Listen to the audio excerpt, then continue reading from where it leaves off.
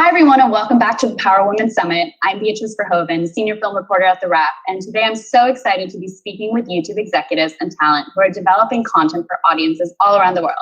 Let's bring out our amazing panelists.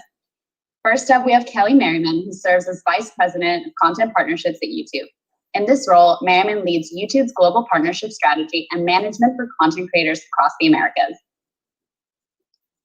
Next up, we have Suzanne Daniels, who's the global head of original content at YouTube, where she is responsible for leading the company's overall efforts and investments in original content, including programming strategy, development, and production of series and films featuring some of YouTube's most successful creators and personalities.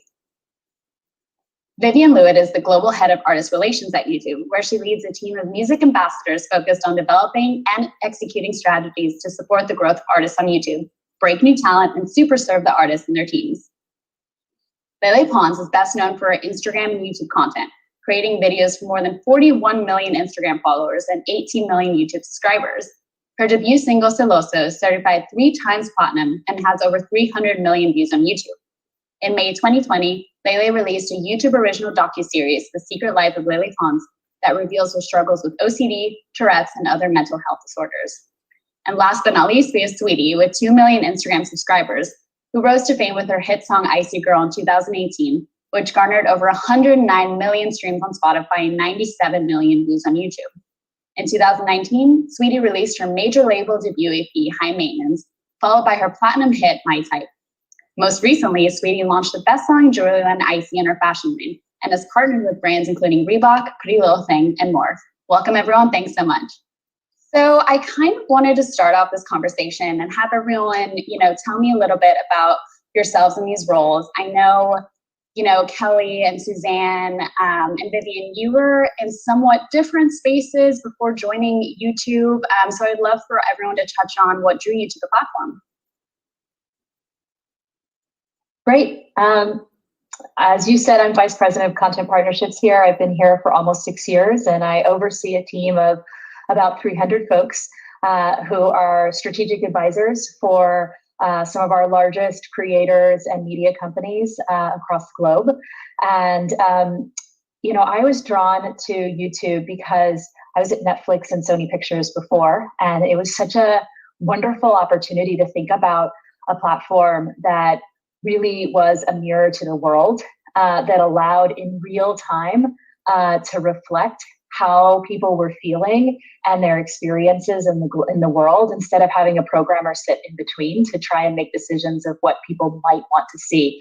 And then the reach that we have with 2 billion viewers around the globe has really showcased the power of allowing our creators, our artists, and our media companies to find those stories and the viewers that want to hear them and connect with them. I'll jump in. I was at MTV. I was president of MTV Networks prior to coming to YouTube about 5.5 years ago. And I remember, I distinctly remember a conversation that I had with my head of research at MTV. And I said, when our audience, who the median age was 24 at the time, when our audience is not watching MTV, where are they? What are they doing? What are they watching? And she said, they're all on YouTube. And that really turned my attention toward YouTube in a big way. And I started actually working with YouTubers like Todrick Hall, we did a series with, when I was at MTV. Not only that, I started talking to my head of marketing about working with YouTubers to promote our MTV shows. So one thing led to another, and I got the opportunity to come to YouTube, and I thought, that's where the audience I love to program is. That's where I'm going. Perfect. So I've been at YouTube for almost a decade. So I was at YouTube in the moments that Suzanne was referencing, doing deals with Todrick for MTV.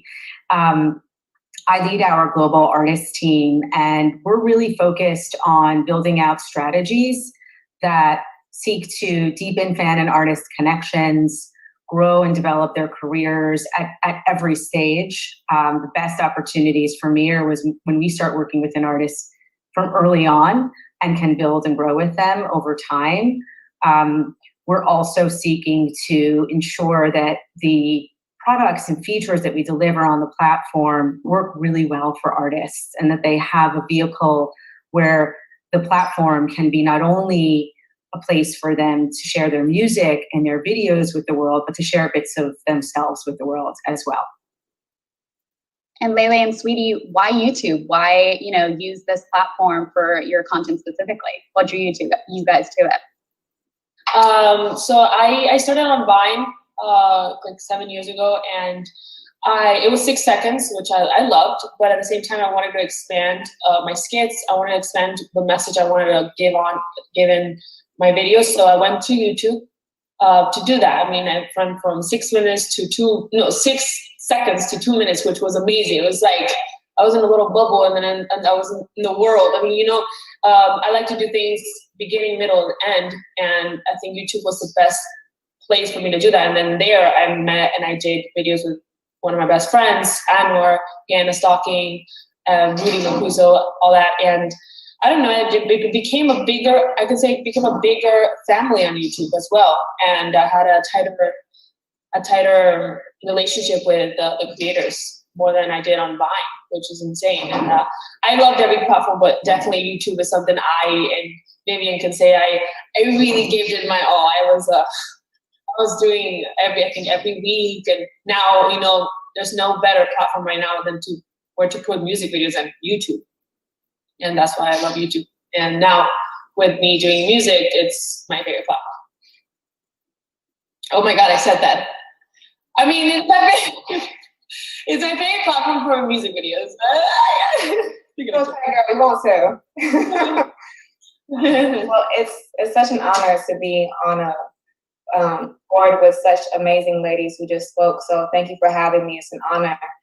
So just to give you, my perspective from an artist, why YouTube? Why YouTube? Because there are other, platforms, and Instagram and Twitter continue to lengthen their videos. But I feel like YouTube is such a well-structured place for not only to put out content, but for fan base, to have your own community.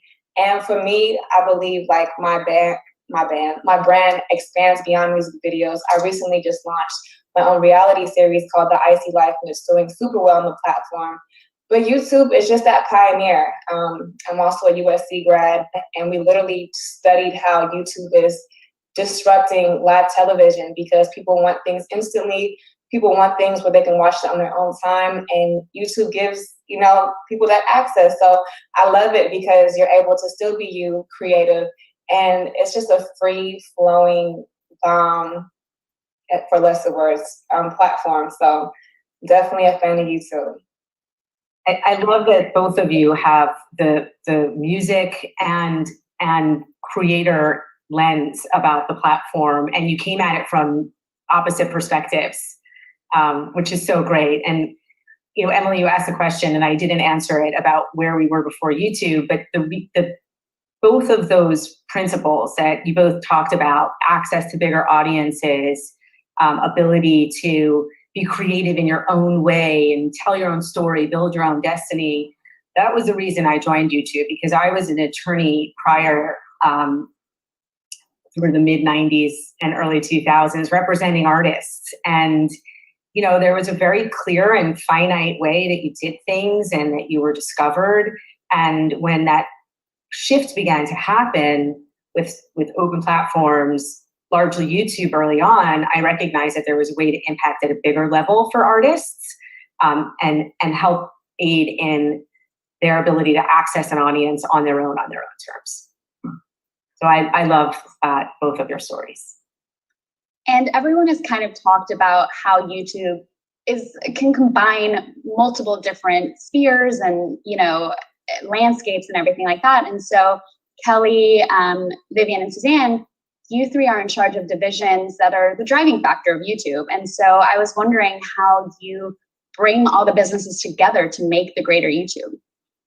Yeah, a lot of times what I think about, and I think LeLe and Saweetie actually addressed this already, is, we have 2 billion viewers that are coming to the platform every month, and they're just looking to connect with storytellers they love. And you can tell stories as a creator, as an artist, as a media co. And so it doesn't really matter where it's coming from. It's the story that's being told.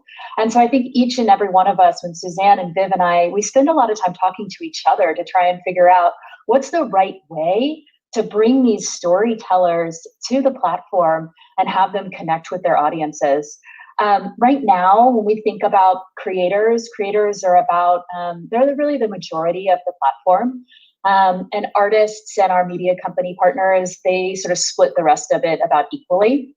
And creators, we have the largest partner program. And so we have creators all over the world that are actually coming to the platform and not only sharing their voice and creating a community, but they're also, many of them are making a living. With over 40% of our creators, the growth of number of creators that are actually making 5 figures on the platform is 40% year over year, which is kind of amazing with this size platform.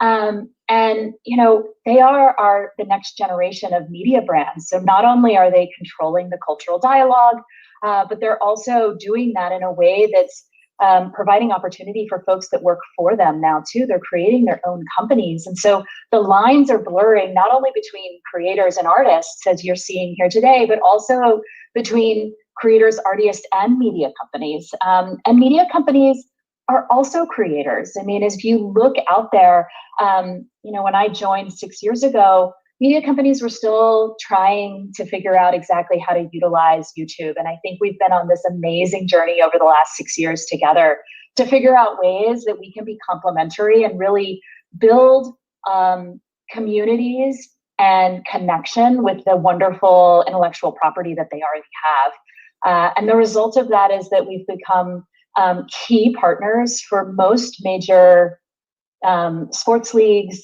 major film studios, broadcasters, and print publishers around the globe. And all of them, and you heard that with Suzanne, all of them are engaging and interacting with our creators and artists on a daily basis.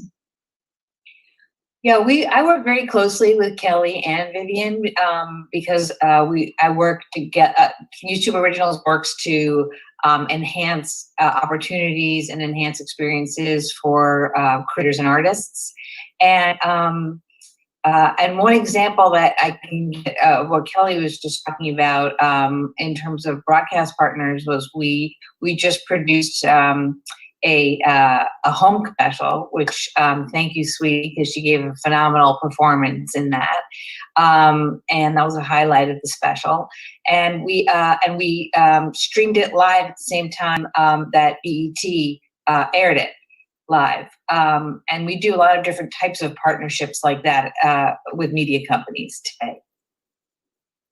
And I could add from the music perspective, and we do partner significantly, you know, with the YouTube Originals team and Kelly and her team. It's really critical when you think about creators and artists in the ecosystem on the platform that we're constantly in contact and that there's an enormous amount of collaboration. Music permeates through our lives generally, and therefore it permeates through video. So through partnerships across the music industry, across the globe, we've enabled the platform and the creators on the platform to utilize music within their videos. In addition to having a standalone YouTube Music app and subscription service, music in the actual ecosystem of YouTube in a broad sense is pivotal, and it weaves through everything. Because it's a global platform and it has this immense reach, we actually are in a position where many times our artists come to us when they want to break an album, and we had the pleasure of working with Paul McCartney, for instance, who wanted to do a live stream to break his new album. Was that about a year ago, Vivien? I think that might have been longer. That was super fun to meet a needle. And then but we, you know, we're really proud of LeLe's show. LeLe, that was a really brave, amazing show you did, and for us, and sharing your challenges. And so it's very different. That's probably the most different aspect. People ask me all the time what the difference is between working at network because I worked at so many networks before MTV, Lifetime, ABC, and thinking about the global world and the global stardom and that YouTube provides is all those networks for stick only. So that's been a really fun and exciting element to this opportunity. Yeah. And Suzanne, last year was Coldplay, Everyday Life from Jordan. At roughly the exact time last year. And that album is now nominated for a Grammy. So, wow. Oh, that's great. And Kelly just, said it herself, the lines are getting blurred, right? And this is a question for LeLe and Saweetie. You both have, like you mentioned, career paths outside of YouTube. I mean, LeLe, you have film, TV, singing career, and Saweetie, you have all your businesses, all your, your show that you just mentioned. So I was curious, how does your content creation on YouTube factor into your other businesses and maybe aid in your career path? So I think for years, all I've known how to do is literally do like videos with music in them and just to promote stuff, like with a skit or content. So I usually right now, let's say whatever I'm doing, I usually, even with brands, I love doing skits and I just incorporate stuff with doing videos on YouTube. It could be about anything. I've done things with CoverGirl, my song. It could be a video of, sometimes they even ask me just to like apply a song or like put a song in one of my YouTube videos. That's what I used to do. Anything. That's how I just incorporated both by just doing just without people even noticing that it's like, let's say maybe a brand deal or you're just promoting a song. I usually just put it there and people see the video and they're like, oh, wait, but this song, this part of the video, even though it wasn't like the main focus, is cool. And then that's how I promote it a lot. And I like it. It's a kind of like a fun way, not so much in your face, like, hey, do this or buy this or this, mostly like so organic. And I do it in ways that is relatable with people. So I think that's the best way to do it. That's how I incorporate other outside stuff with YouTube. And plus, if I do something cool or anything like hosting, when I hosted the Teen Choice Awards, I would post it on YouTube. Like, this is my experience. Something very, very, very cute, very, very good. I don't know. I don't know. It's like a diary. I say YouTube is like a diary of what's going on. Long diary. Saweetie? I absolutely agree with her. YouTube is definitely a diary. I was already putting up music videos since Icy Girl, but my YouTube and my fan base really started to grow during quarantine when I started to put my own form of my own diary called the Icy Life series, because music is evolving into when people are listening to music, they don't want a mysterious celebrity. They want to feel like you're their friend, like you're their sister, or they want to feel like they know you.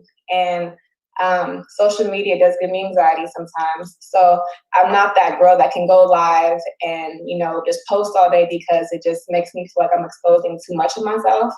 But YouTube gives me the opportunity to control the narrative. So I'm able to film, cut it up, and then put it on YouTube. And like I mentioned before, the series is called The Icy Life. And after my fans began to know me, they started to love me even more. So YouTube has provided such a great opportunity for me to connect with my fans and for them to feel like they know me. And a good thing that came out of that is networks actually want to pick up The Icy Life. But if it wasn't for YouTube, then I don't know where these series would live, because they're more than 2 minutes, 3 minutes long, and YouTube provides a platform to upload things at a good quality. So I'm really grateful for YouTube for giving me that opportunity.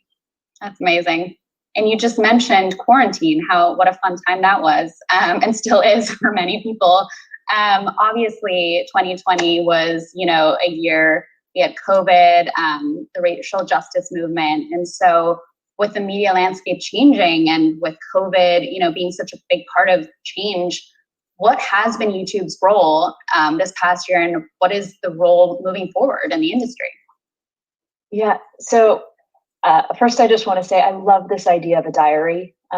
So thank you, LeLe and Saweetie, for sort of leaning into it. I think it's really, really important, and it actually leans into this idea of kind of who YouTube was for our viewers during the pandemic. The reality is when COVID hit and it was like a week before we were working from home, we were all looking at each other like, is this really going to happen? And then all of a sudden it was like, it's happening. And I remember looking at my husband and saying like, are we really going to wear masks? And the answer is, yeah, we're all going to wear masks, a lot of them, and it's going to become a fashion statement. And so, I think what YouTube did is, because we are what I talked about before, this idea that we're a mirror to the world. As soon as lockdown happened, immediately creators around the globe started telling their stories, and they started sharing their diaries.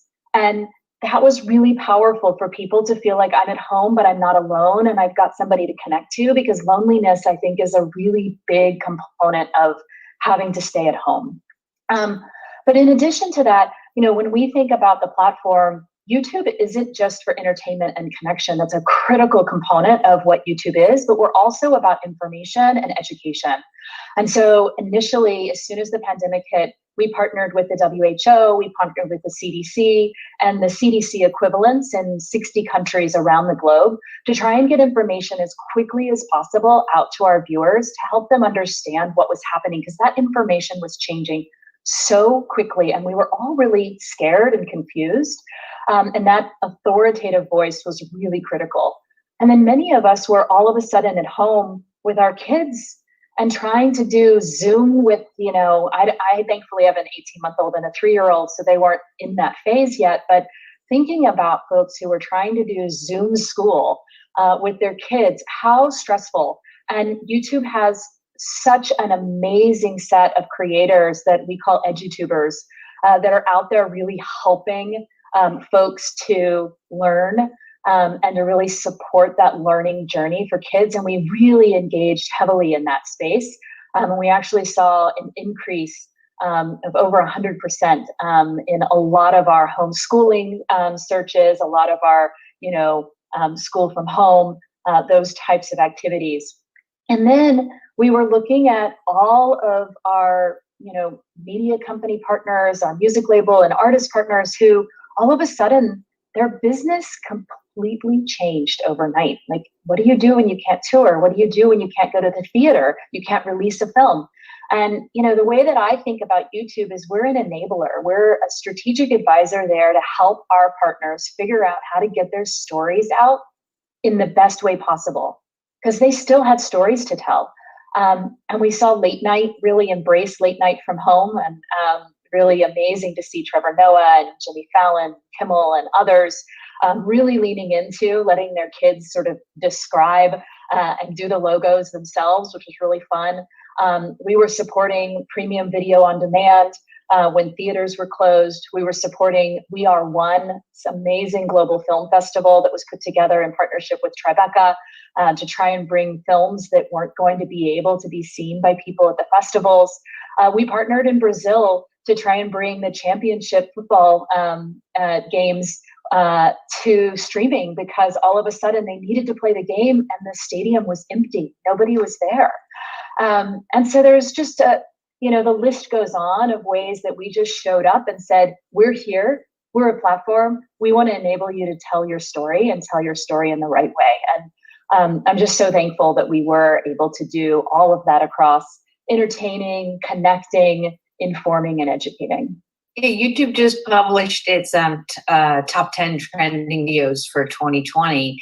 And one of them was John Krasinski's Some Good News, which was direct result of COVID and people telling their story from home, like Kelly was saying.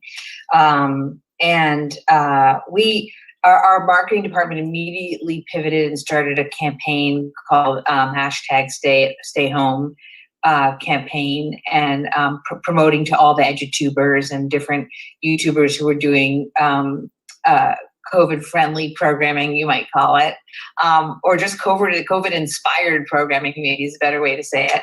And we pivoted all of our YouTube originals as well, and we tried to fill in for what was being taken away from us. And one example of that was the homecoming special I just mentioned, but another example was Dear Class of 2020. So we did a big graduation special where Barack Obama spoke and Michelle Obama and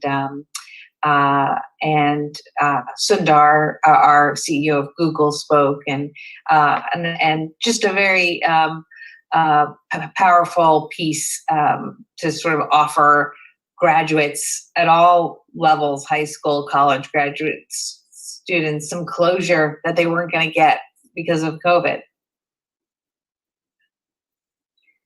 And I'm sure LeLe and Saweetie can attest to the fact that the music industry and artists and music workers, by and large, have had a radical shutdown associated with the pandemic. So we too, in specific to music, pivoted immediately. And what became most important, because artists immediately, music is healing, it's joy, and so artists immediately took to the screen to perform, to connect, to share vaults of video content. So, we worked very closely with all of our cross-functional teams and across our product and our engineers to make live easier for artists, to make sure that we were delivering best practices and helping them optimize channels. And in addition to that, building programs to help support bringing massive programs to life on the platform. Everything from Andrea Bocelli from the Duomo in Milan on Easter Sunday, where we saw 2.8 million concurrent viewers, to artists in Brazil also achieving concurrent viewership of that magnitude going live on the platform. We partnered with Post Malone in connection with the WHO COVID Response Fund partnership that Kelly mentioned through his Nirvana tribute concert, which was maybe one of my favorite things of the last year. He was able to raise $1 million, which included the Google match for the WHO, just in the live stream in the week following. Artists en masse, Elton John, Metallica, Pink Floyd, Radiohead, Prince. We just saw a massive amount of wonderful concert footage. It was uploaded to the platform to delight fans. And, we've also taken strides to make sure that we're helping as much as we can possibly help.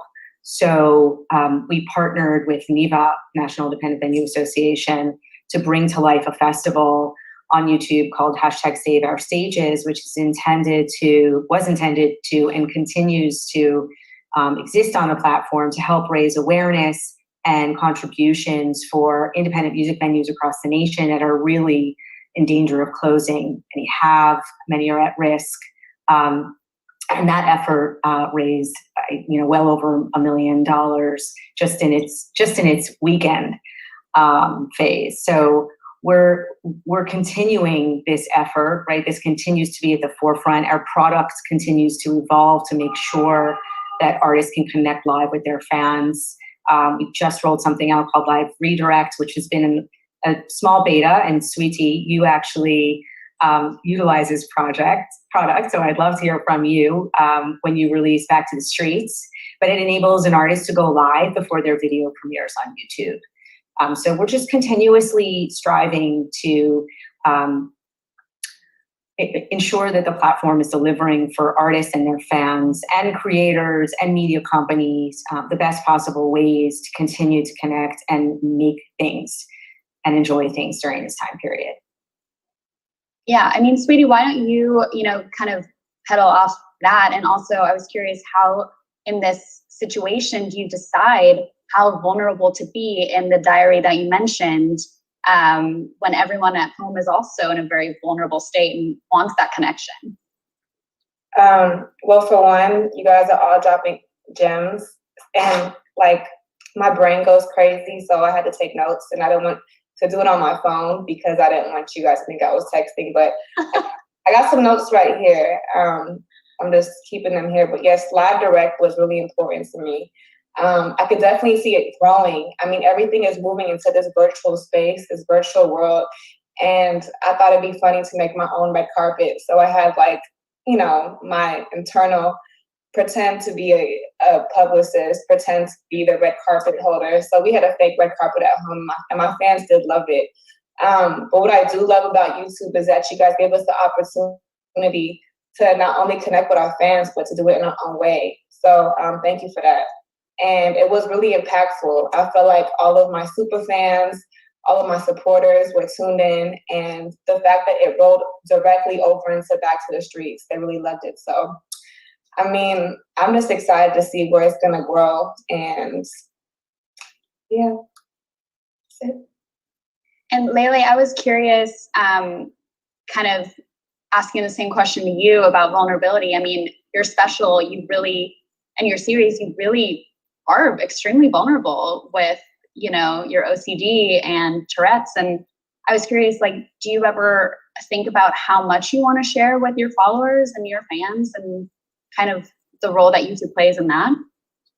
To be honest, like, I did not want to show that to the world, but it got to a point that, you know, it was, everybody felt very alone, and I was just like, listen, the goal here is not, to make people say, poor LeLe or anything like that. When I realized the goal is, if I can just, let's say, help one person, the rest hate me, but I can help one person and change that and educate someone who, or maybe even, not even educate, just like let parents know maybe if their kids have it, or maybe kids are like, oh wait, maybe I have this, maybe this is why I behave like this. That's so important, because I, you know, before I even did this special, I met a lot of kids who had OCD, didn't want to go to treatment, met me, went to treatment when they knew I wasn't the same treatment they were in. And then I was just like, you know, I've never in my life, yes, I did skits and music, I've never like really shared a message, done something educational, something that actually, you know, as an influencer, you're influencing people, you know? And I was just like, this is the only, like, also you have to do something that actually touches your heart. You can't just like promote something that because you're being paid. I wanted to do this not for the money, because it's actually something I know, and I know I've gone through it. I have experience with it, and I can actually share with my fans truly. Like, you know, people know if you're just doing it for real or you're just doing it for promotion. So this is, you know, this is for real. And I am so happy I was able to do it, because many of my friends that I didn't know had the same things that I had came to me and said, I love this documentary because I have this too, and I don't feel so alone. And people related to me, people that had the same thing. And they're very happy. And that was the point of it, really. That was the point. And at the end of my videos, there is a link for people to get help, which is great, because, you know, some people really don't have the resources, which is very important. I knew that if I posted this, people are going to be like, you know, I would love to get help. I don't know how. So there's a link that actually shows how you can get help in my docuseries. And I think it was probably the most important thing I've done in my career. Yeah. Thank you to YouTube, because it definitely expanded and it exposed this to many audiences and many people. And it was the best choice, because also you can see the feedback. Like, you can see, people saying, hey, I have this, hey, how did you do this? Questions that I love to answer, because by answering, you're helping, you know? It's not even like a thank you, it's more like answers like questions like, hey, like, sometimes I feel like this, how did you manage this thing? How did you do it? And I love answering that, because I know how hard it is, and mental health is, this year has been probably the hardest year for people who have mental health. Yeah, you should be really proud of that, LeLe. I think it did help a lot of people. And I'm proud of my team. Proud of my team, I'm proud of YouTube, I'm proud, because like someone like YouTube was the one that actually helped me do this. So, you know, it's something that happened to me. It's something that happened to me, but it's that person who actually got the story and wanted it and thought this story is important, you know, to actually have a platform. So I think it's like, thank you to YouTube, someone that believed it. So. Well, just listening to you reminds me of why I love working with creators and artists on YouTube, because they come to YouTube and they have a full vision. They're at once producers and performers. Sometimes they're also directors and writers. They're just bringing a whole vision to the table, which is, I find when you start with that, when you start with a really strong vision, you get a more compelling piece. So it's terrific working with them, working with people like you guys, Saweetie and LeLe. I just want to say thank you, LeLe, for what you just said. I think it's really, really powerful. And to Suzanne's point, it's part of the reason that I'm here. But I also want to highlight that, I don't know about y'all, but I think for women, many of us that are highly successful, I definitely grew up trying to be perfect and trying to wash away the parts of me that weren't perfect and not talk about them. And I think that instead coming out and saying, hey, none of us are perfect, actually, and we should probably start talking about that and celebrating kind of some of those imperfections because they make us who we are. I just think what you just said, LeLe, and what YouTube does every day to try and give folks permission to be their whole self, and to embrace those imperfections, it's so important. It's so important right now. And I just want to say thank you. Yeah, I think that going off that, I think, a term that I keep hearing through this conversation is YouTube being educational as well, right? It feeds connection between people, but it's also educational. And I think that's something, obviously, that was extremely important, even in recent months. I mean, with the racial justice movement, with the election, right?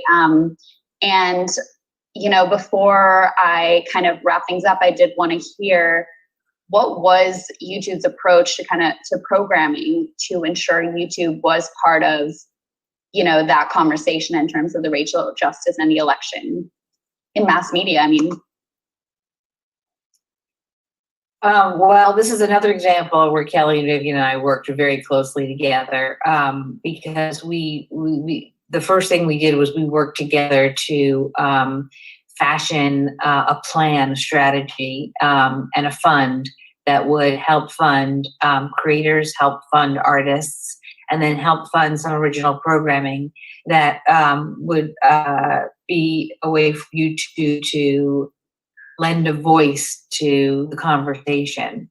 And we were able to very quickly put together a special, and we're actually working on a sequel to that special right now, where we brought in a lot of different voices to speak to their opinion and make mini movies, and it's called Bear Witness, Take Action.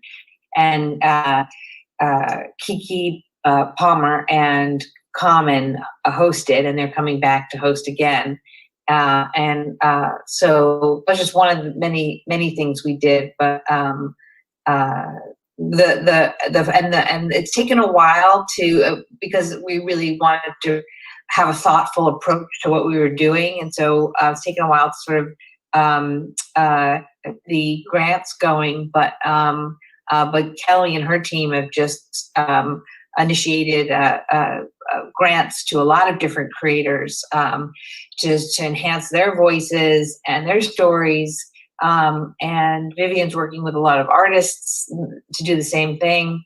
So there's a lot going on in response. Yeah, and I think that music is the move. So again, back to this theme of music being a soundtrack, right? But social movements and music go hand in hand, and artists on YouTube have been using their voice significantly in this respect. So we want to be there to support them, both in ways that are immediately adjacent to the movement and in ways that just celebrate Black culture. So we're working, as Suzanne said, on artist grants as part of the Black Voices Fund. In addition to that, we're working on some other special moments that will be told through the perspectives of Black artists and industry leaders. We've been working internally as well to try to get ourselves more out into the community so that we're providing tools and resources to youth culture, right? Exposing them to the potential that exists for them within music or technology. And then making sure that we internally are doing the same through different series with speakers so we can learn about the most up-to-date and current perspectives that impact the way we do things. So that's been really important.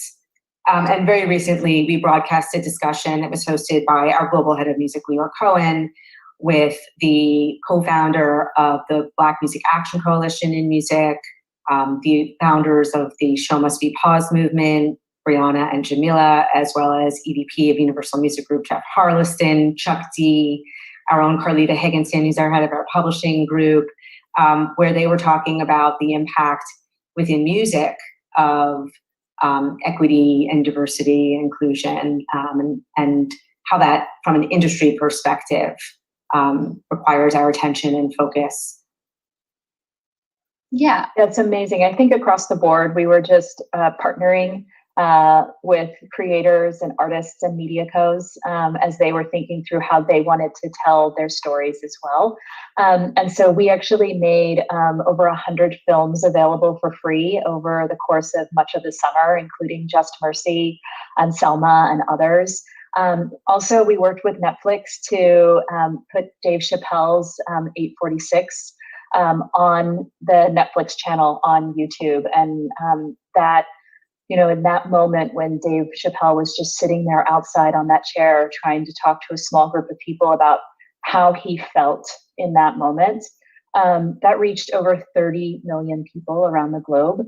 And I think just thinking about the reach that we have to help people tell their stories and show their pain and try and reconcile with what is happening in the world. And I'm just thankful for the chance that we have to allow folks to do that healing in person and in connection with their communities.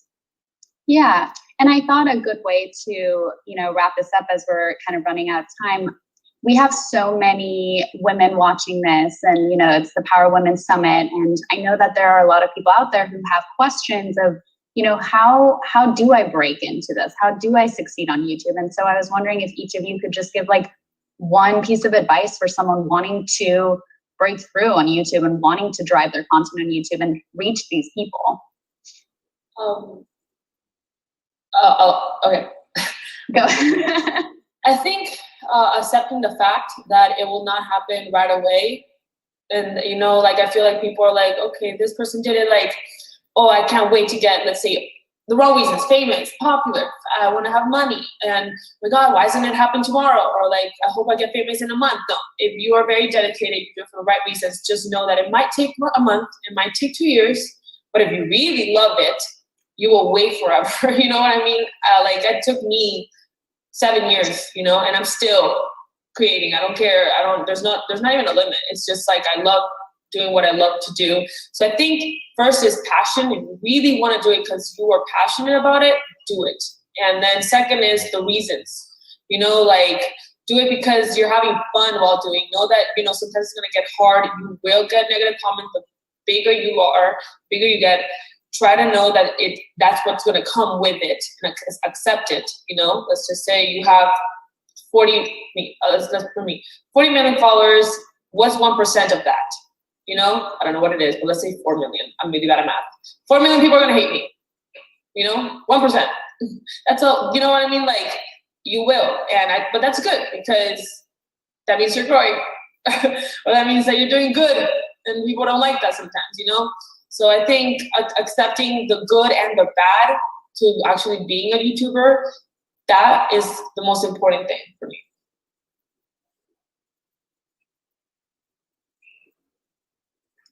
Yeah, I really love what LeLe just said. Definitely just do it for the passion and not for the fame. Because when you're doing it with passion, people will feel that organic content, and people know when people are just doing it for clout or just for the fame. But always, you know, YouTube is about providing a service. I think something that we all share is YouTube is, we know that it's a platform for education. So if you're teaching somebody how to do their makeup, If you're being, a social media or influencer hero like LeLe, and you're putting out a vulnerable piece to help other people, and then, if you have music videos, short films, do it because you're educating. When people are getting, or if they feel like you're providing a service, they're gonna keep coming back to you. And just like LeLe said, the haters, it comes with the territory. I mean, you can't want to just be this huge personality or person on YouTube and then you can't handle the critics. That's one thing. And then last thing, do not worry if you don't have a budget. I speak with a lot of creatives, and one thing that we all share is the fans are always saying, we loved the first no budget, low budget content because it felt so raw. So please don't, if you don't have the right camera, the right crew, that's okay. It'll come with time. So just stick with what you have and make, what you can out of what you do have, because the fans appreciate that. And there's a sense of rawness and relatability to it. So that's my 2 cents. I would say do what you love, and don't worry about whether or not what you love has 100,000 people who love it, or 1 million or 10 million. My husband is an ultra marathoner, and he loves this guy named Billy Yang. And Billy Yang Films has about, I think, somewhere between 100 and 200,000 subscribers on YouTube. But he makes these beautiful films following ultra marathoners. And so for that community, he is the most important voice in that community. And he doesn't need to extend out from that community to be really great at like sketch comedy. It's enough to be where he is and reaching that community. So I think, being sure that you're focused on what you're passionate about, and being committed and continuing to tell your story day in and day out, instead of coming in and out to be engaged and then go do something else. Your community, once you build that community, they depend on you. They look to you. And so you have some responsibility to show up for them too. So there's no further, you guys have covered every base, I think, in the answer to the question about YouTube. So I'm going to take it outside of YouTube, and because everything you've all said, I think, applies in any discipline, in everything that we do. So, we've all had different paths to where we are. LeLe, you had a different path to music. Saweetie, you had your first path to music, right? Where you were talking to me recently about giving yourself a time period and a window after you graduated from USC to make it, right? To break with a song. And I think in anything we do, it's that passion and energy and focus that we put into our work, regardless of what it is, that will ultimately deliver for us. And particularly as women, I think that to me, throughout my career, has been the one thing that's been the North Star, right? Because when you lose the North Star and you lose your focus, we're more apt to fall behind in some way. And I think it's really important that we don't do that, especially now. Yeah, I would just echo really the essence of what Saweetie was saying, which is don't be precious. Don't overthink it, and don't worry that the lighting's not perfect or anything like that. Just have fun with it, and continue to post regularly, and do what you love. Amazing. Thank you all so much. Thank you to our amazing panelists and for everyone who tuned in. We'll see you back here tonight at 5 p.m. Pacific for the Telling Our Stories Female Filmmaker Showcase presented by Stars. Thank you again, and bye. Thank you all. Thanks. Bye. Thanks.